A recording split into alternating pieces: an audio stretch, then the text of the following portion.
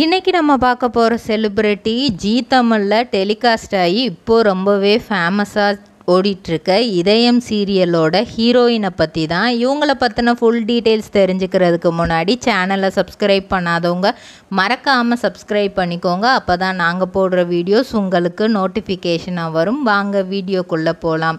இதயம் சீரியலோட ஆதி பார்வதி இவங்க 2 பேர் பேர் ரொம்பவே வித்தியாசமான பேர். ஏன்னா ஃபஸ்ட்டு அவங்க கல்யாணம் பண்ணும்போதே ஏற்கனவே இவங்க கல்யாணம் ஆகி இவங்களுக்கு ஒரு குழந்தையும் இருக்கும். ஆனால் ஹீரோவை அதுக்கப்புறம் ஹீரோ லவ் பண்ணி கல்யாணம் பண்ணியிருப்பாங்க. இந்த மாதிரி ஒரு வித்தியாசமான ஸ்கிரிப்டில் தான் இது போயிட்டுருக்கும். ஸோ அவங்கள பொறுத்த வரைக்கும் ஜென்ரலாகவே டைவர்ஸ் அப்படிங்கிறது ஒரு பெரிய விஷயம் கிடையாது. நம்மளுக்கு பிடிக்கல, அந்த லைஃப் செட் ஆகலைன்னா டைவர்ஸ் பண்ணுறதுல தப்பு இல்லை.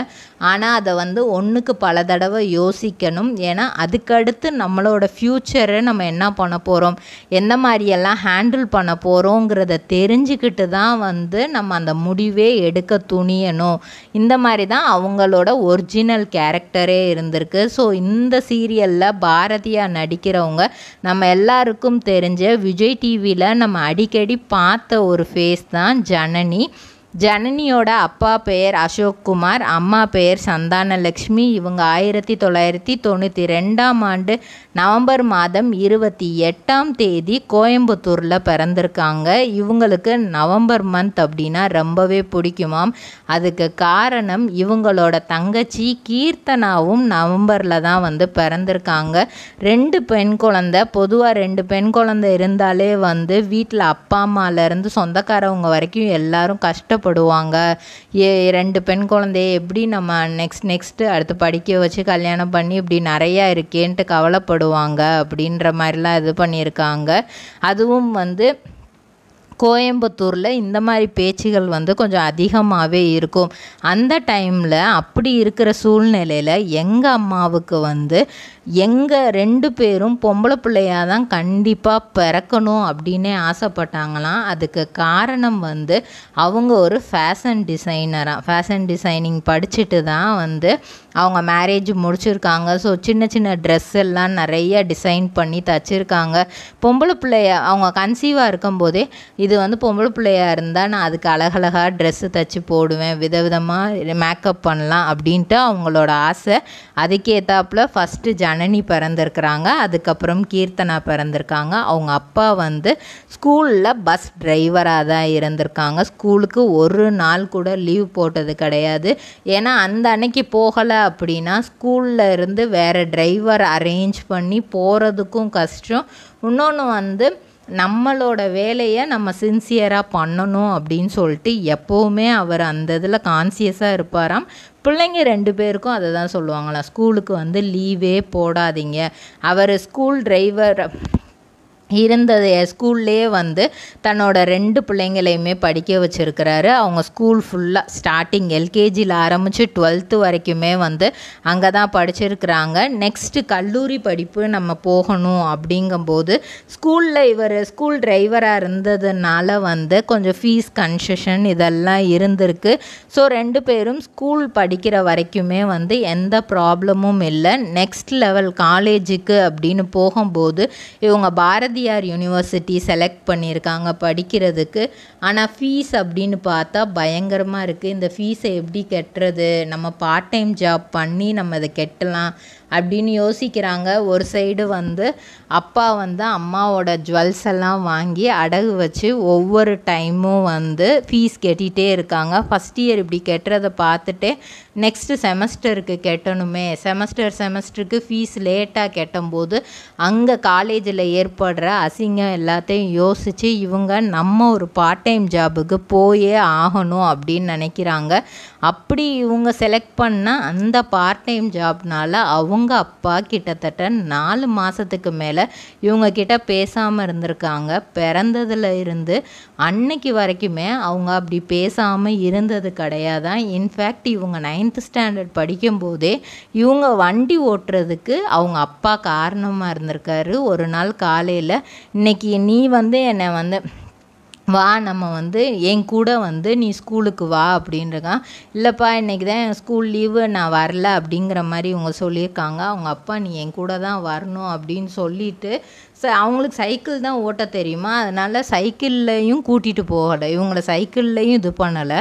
வந்து அங்கே ஸ்கூல் வரைக்கும் விட்டுட்டு இப்போ நீ தான் வீட்டுக்கு தனியாக போகணும் அப்படின்னு சொல்கிறாங்க. வண்டியும் கொடுத்துட்றாங்க, இந்தா போ வீட்டுக்கு போ அப்படிங்கும்போது இவங்களுக்கு என்ன பண்ணுறதுனே தெரியும். அப்பா எனக்கு பைக்கே ஓட்ட தெரியாது, என்னை போய் ஓட்டிகிட்டு போக சொல்கிறீங்களே, ஸ்கூட்டி எப்படி நான் ஓட்டிகிட்டு போக முடியும், உன்னால் முடியும் நீ போ அப்படிங்கிற மாதிரி சொல்லிட்டு இவர் அவங்க போகிற வரைக்கும் பார்த்துட்டே இருந்திருக்காங்க. ஃபஸ்ட்டு இவங்களுக்கு அந்த ஸ்டார்ட் பண்ணுறது இதெல்லாம் தெரியுது, பட் எப்படி பேலன்ஸ் பண்ணி ஓட்டணும் அப்படிங்கிறதெல்லாம் தெரியாதான். அவர் நின்று பார்த்துட்டே தன்னோட ஓரளவுக்கு பிக்கப் பண்ணி ஓட்டுதா அப்படின்ட்டு நின்று பார்த்துட்டே இருந்திருக்காரு. அவங்க மனசுக்குள்ளே நம்ம வந்து பைக்குக்கும் எதுவும் ஆயிடக்கூடாது, நம்மளுக்கும் எதுவும் ஆயிடக்கூடாது, நம்ம பத்திரமா வீட்டுக்கு போய் சேர்ந்துடணும் அப்படின்னு சொல்லிட்டு மெதுமெதுவாக அப்படியே ரைஸ் பண்ணி பத்திரமா வீட்டுக்கு போய் சேர்ந்துட்டாங்களாம். அவங்களுக்கு பின்னாடியே அவங்க அப்பாவும் வந்து இதை பார்த்துட்டே வந்திருக்காரு, எப்படி தான் ஓட்டுது அப்படின்னு சொல்லிட்டு அவரும் பின்னாடியே தான் வந்திருக்கிறாரு.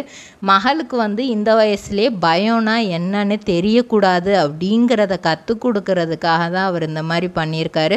அதிலிருந்து அவங்க வெளி உலகத்தை ஃபேஸ் பண்ணுறதுக்கு ரொம்பவே ரெடி ஆகிட்டாங்களாம். இனிமேல் எது வந்தாலும் நம்ம பார்த்துக்கலாம் அப்படிங்கிற மாதிரி ஆயிட்டாங்களாம். அப்படி இருந்த அப்பா கிட்டத்தட்ட ஏன் இத்தனை மாதமாக பேசலை அப்படின்னா, இவங்க வந்து ஒரு ஆங்கரிங் ஃபீல்டை சூஸ் பண்ணி அதில் ஒரு லோக்கல் சேனலில் வந்து ஆங்கரிங் பண்ணி அதில் வந்த காசை வந்து சேர்த்து வச்சு ஃபீஸ் கட்டணும் அப்படின்னு முடிவு பண்ணியிருக்காங்க. அவங்க ஏன்னா ரிலேட்டிவ்ஸ் சுற்றி எல்லாருமே வந்து உன் பிள்ளைய டிவியில் விட்டுட்டியா அப்படின்ற கேட்கவும் அவருக்கு வந்து கோவம் பயங்கரமாக ஏறிடுச்சு. வீட்டுக்கு வந்து பயங்கரமாக திட்டுறாரு. இந்த டிவியில் வேலை பார்க்குற வேலையெல்லாம் இருக்கக்கூடாது, இதெல்லாம் பிடிக்காது, இதெல்லாம் நம்ம குடும்பத்துக்கு ஆகாது, அதிலேருந்து வேலையை விட்டு நில்லு, வேறு ஏதாவது படி, நான் என்ன பண்ணியாவது எவ்வளோ கஷ்டப்பட்டாலும் நானும் அம்மாவும் உங்களை படிக்க வைக்கிறது தான் எங்களுக்கு வேலை, நாங்கள் பார்த்துக்குறோம் அப்படின்னு சொன்னாலுமே ஜனனி வந்து ஒரு விஷயத்தை வந்து பிடிவாதம் பண்ணாங்கன்னா அதை கண்டிப்பாக செஞ்சே ஆவாங்களாம். ஸோ அந்த மாதிரி கேரக்டர் தான் அவங்களாம். அதனால் வந்து அந்த ஜாபை வந்து அவங்க விடவே இல்லை. அந்த ஆங்கரிங் மூலியமாகவே மாடலிங் வாய்ப்பு கிடைக்கிது. அந்த வாய்ப்பையுமே வந்து பண்ணணும். அவங்க அப்பா ஒரு கட்டத்தில் வந்து சரி நம்மளும் எத்தனை நாள் தான் பேசாமல் இருக்கிறது அப்படின்னு சொல்லிட்டு நீ என்ன பண்ணுமோ பண்ணிக்கோ, ஆனால் இது வந்து அப்பாவுக்கு மனசில் பிடிக்கலை அப்படிங்கிறத மட்டும் வந்து தெளிவுபடுத்திட்டாங்க. ஆனால் ஜனனியை பொறுத்த வரைக்கும் அம்மாவோட ஜுவல்ஸை வந்து நம்ம திருப்பி வாங்கணும் அப்படின்னா நம்ம வந்து இதெல்லாம் பண்ணி தான் நம்ம ஃபீஸை கட்டணும், நம்ம கொஞ்சம் சம்பாரிச்சாதான் அது எல்லாத்தையும் திருப்ப முடியும் அப்படின்ட்டு எங்கெல்லாம் மாடலிங் வாய்ப்பு கிடைக்குதோ எல்லாமே நடிக்கிறாங்க. அதே மாதிரி சீரியலில் விஜய் டிவியில் சின்ன சின்ன வாய்ப்பு தான் கொடுக்குறாங்க, இருந்தாலும் வந்து அதையும் அவங்க நடிக்கிறாங்க. அவங்க அப்பா வந்து எவ்வளோ லாயலான ஆள், அந்த சின்சியரான ஆள் அப்படின்னு பார்த்தீங்கன்னா, அவங்களோட அப்பா இறந்தப்போ கூட, அதாவது ஜனனியோட தாத்தா இறந்தப்போ கூட வந்து அவர் வந்து ஃபஸ்ட்டு வந்து ஒரு ஸ்கூல் டிரைவர் அந்த வேலையில் இருக்கும்போது தான் அவங்க தாத்தா இறந்துருக்காங்க. ஸோ காலையில் ஸ்கூலுக்கு போயிட்டாரு. ஒரு மதியமாக தான் இந்த நியூஸ் வந்திருக்கு. வேறு யாராவது இருந்தால் மதியமே லீவ் போட்டு போயிருப்பாங்க. ஆனால் வந்து அவர் வந்து ஈவினிங் போய் பிள்ளைங்களை எல்லாத்தையும் ஸ்கூல்லேருந்து வீட்டில் விட்டுட்டு தான் அவர் அந்த டெத்தையே போய் அட்டன் பண்ணியிருக்காரு. அந்த அளவுக்கு சின்சியராக இருந்திருக்காரு. அவருக்கு ஒரு கட்டத்தில் வந்து ஜனனிக்கு சொல்ல ஆரம்பிச்சிட்டாரு, சரி ஓகே நீ டிவியில் வர ஆரம்பிச்சிட்ட, அதையுமே வந்து சும்மா கேஷுவலாக அப்படி நடிக்காமல் உனக்கு என்ன கேரக்டர் கொடுத்துருக்காங்களோ அந்த கேரக்டர் உனக்கு ஓகேவான்னு பாரு, அந்த கேரக்டராகவே நீ வாழ பழகு, அதை நல்லா பண்ணு அப்படின்னு மோட்டிவ் பண்ண ஆரம்பிச்சிருக்காங்க.